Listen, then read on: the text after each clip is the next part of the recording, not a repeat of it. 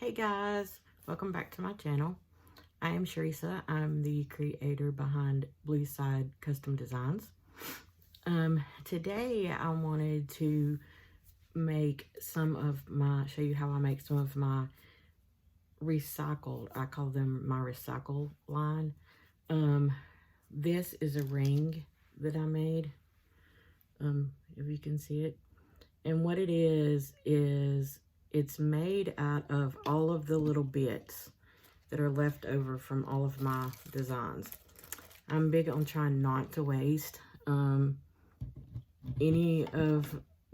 definitely any of the resin that I'm using, but I also try not to waste any of the chips or any of the stuff that's left over in the mixing bowls that I have. I even try to use silicone mixing bowls. I'm trying to use the little mixers and stirrers that are reusable. Sometimes I do have to use things that I have to throw away, but I try my best to not waste because there's a lot of waste in resin art.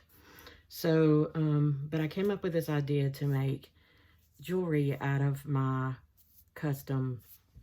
out of my chips that I made. The first thing that I ever did with the leftover chips, and this is actually on my Etsy shop. It's called Inspired by the Future. So the first thing I ever did was this tumbler. It's a storage tumbler. Has a screw-on lid, and but it was made with all of the little chips that come off of my art and my jewelry pieces. And then I just mixed some resin with some iridescent glitter and made this cute little tumbler. And while it may not be the prettiest tumbler, I think it's really pretty. But while it may not be your normal pretty, I believe that it is very pretty considering the fact that I am trying my best not to waste anything. So I'm going to change my view now so I can show you. Like I said, I did do this ring. This is my finished one that I did last night. And then I also just got done doing some that I haven't cleaned up yet. So it's like these. They just have like the little pieces in them. And like I said, I haven't cleaned them up yet. But anyway, let me change my position and we will get started. So some of the things that I like to have, and I will show you as I go. I like to have my tweezers so that I can place things where I want them. I do have the pieces that I want to work with already cut out. So here are the pieces that I'm going to work with today. For now, anyway. Okay. So here are my pieces that I'm going to use. I'm going to scoot this over because I'm probably just going to use this one. But here are the pieces that I want to use. I already have these all taken out, cut out, and everything like I want to be using them. And it doesn't really matter what colors you use. This is just some that I had on the top. And I have me a baby wipe, which that's one of my splurges as far as wasting because it cleans up everything. Normally I have gloves, but my store is out of them. And I will be wearing a mask while I'm doing this. Safety first. I'm just wearing a face mask because I am in a well-ventilated area. And so, but if you're not in a well-ventilated area, make sure you get you a good respirator. I think it has to be an organic respirator for it to be able to work. So, all right, so let's get started. So what I do is I use the Lumino UV resin. And I love this stuff. It does very clear work. It gives me very clear pieces. But I just line it with a little bit of UV resin for each one that I'm going to do. And these are for hair clips. So I just kind of wanted to show you. And then I just take some of these and then just drop them in. I will go back and kind of fix them to where I want them to look, to where they look better, or look like they fit better.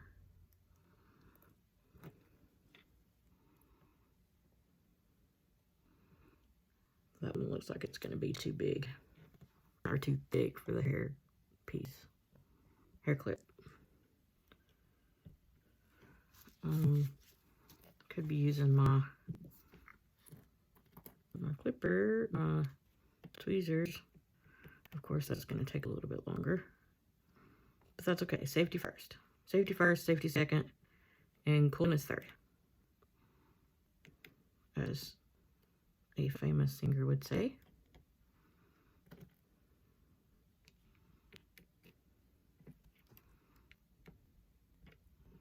So just, that one looks like it's going to be too big too. In case you're wondering what I use to clip all of my little pieces with, I bought me a pair of these little wire cutter clipper things. They're wire cutters, but they are also great for chipping around anything that you might have. Say, for instance, a keychain that you do and it overflows a little bit. It's great for cutting those off because it'll cut right next to the edge, and you don't have to sand and get all those particles and stuff. So I really love these. I got those from Michael's and they were like $5. So I thought that it was a really good find. Plus they're itty bitty and they're so cute. So I'm just gonna put a few more of these in. This is actually my first set that doesn't have something blue in it, which that's got blue, the deep blue of that midnight purple, I think is what it's called. There's a little bit of blue. I'll stick that one in there. There's a little bit more blue. Blue's my favorite, so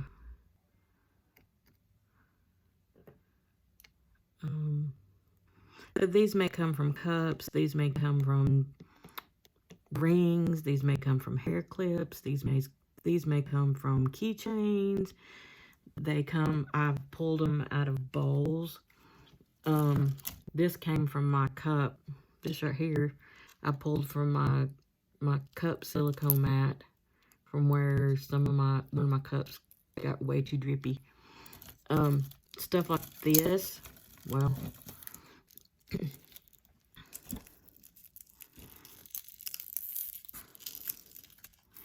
this is a bunch of stuff that got stuck together, but stuff like this came from like tumblers that I do, like storage tumblers. And then this right here is from a silicone mold, not a silicone mold, a silicone bowl, which is, these are the little silicone bowls that I use to try not to throw away. Okay, so once I get them where I want them, I'm going to fill them up all the way to the line, because you want them full.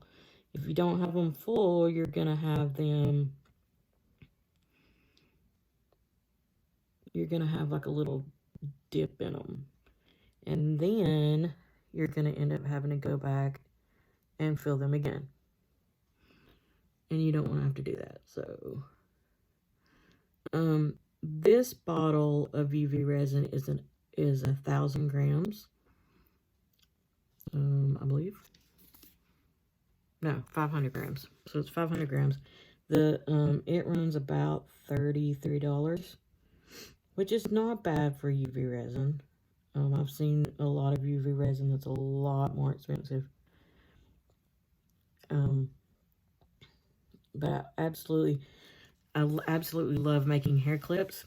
This is the first time I've made my recycled hair clips, my recycled line in hair clips. And this is not really anything that I'm just trying to push. It's just something that I really love.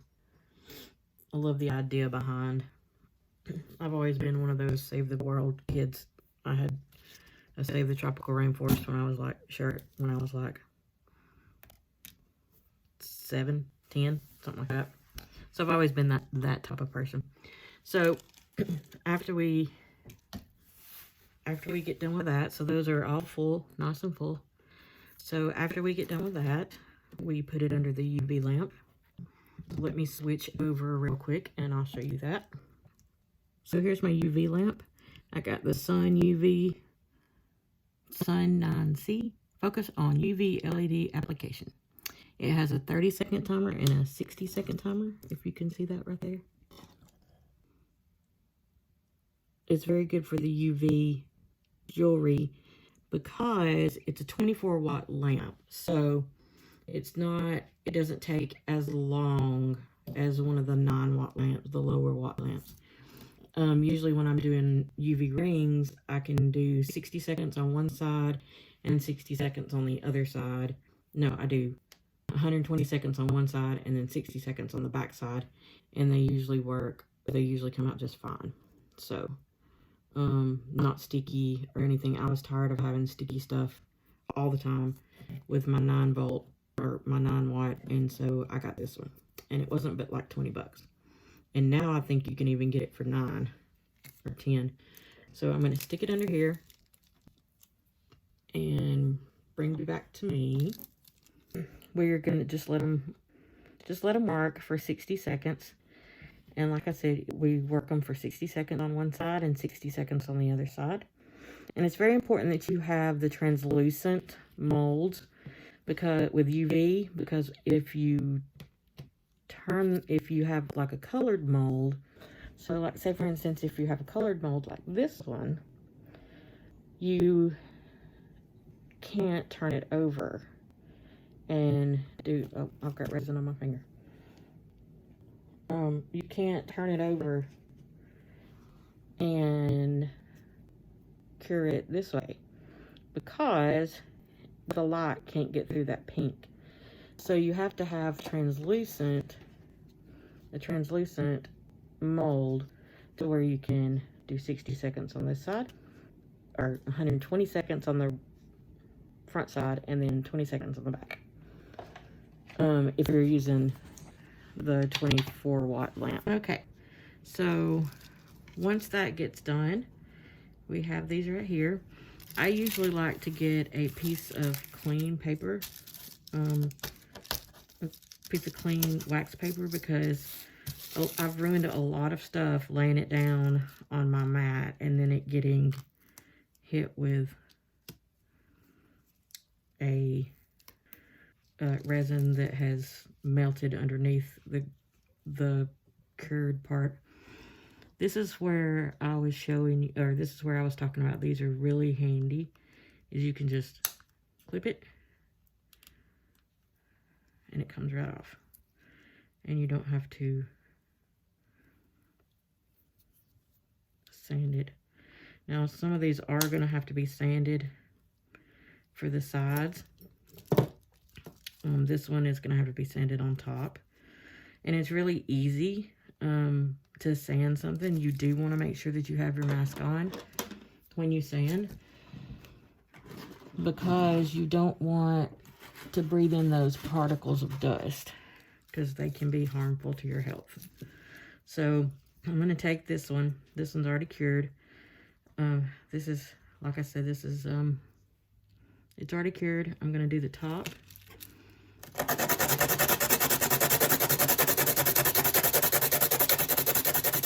And you want to do this until it is flat, until it's smooth on the top.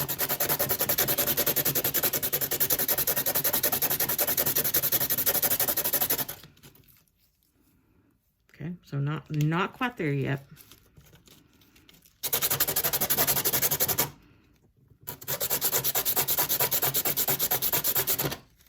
Ouch.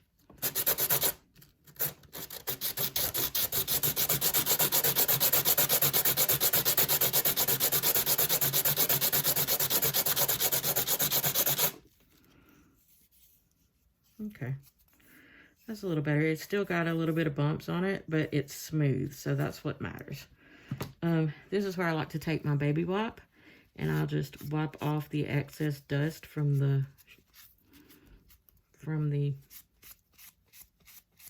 sanding. There's one spot right here that I need to sand.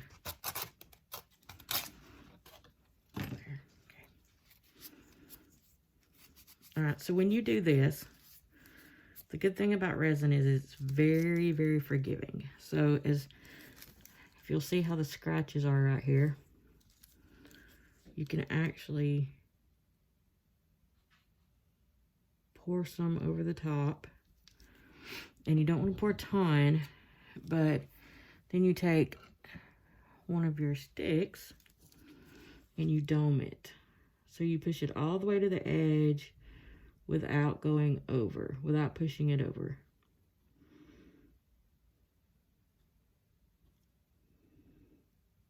Because if you push it over, you're going to have more to sand.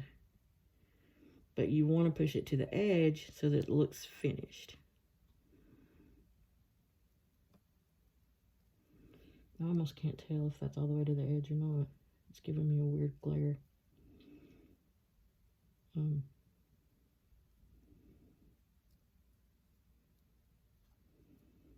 There we go. Okay. Oh, I didn't get that part.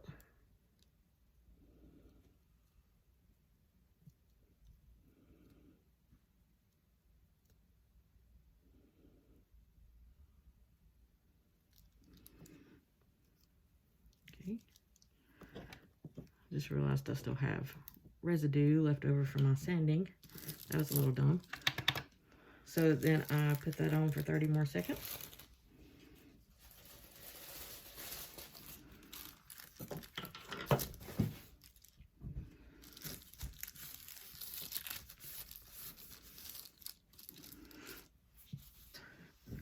You take it out and see, it doesn't have the scratches on it anymore.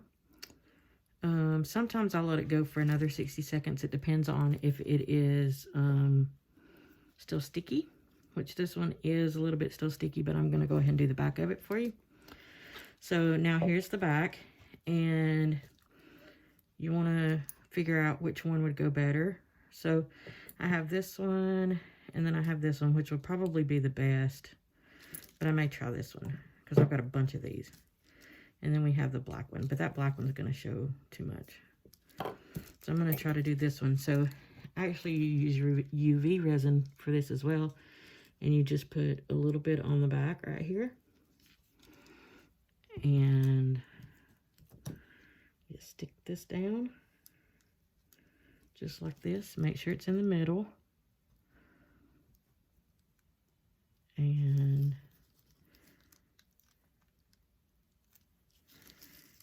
you slide it under for 60 seconds. And then all this that I didn't use from today, I will put back in my pot and we'll use it for something else.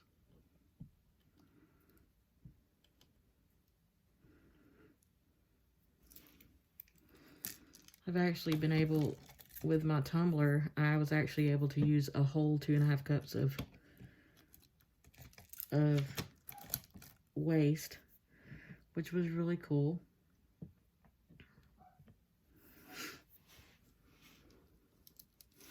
And now I've used another probably a 1/2 cup on my rings and my, oh, that one's got a big hole in it, on my rings and my hair braids. Okay, so here we go. And there you go. There's your hair clip, just like that. You can rinse it off, like I said. You can put it back under for a little bit. But there's your hair clip, just like that.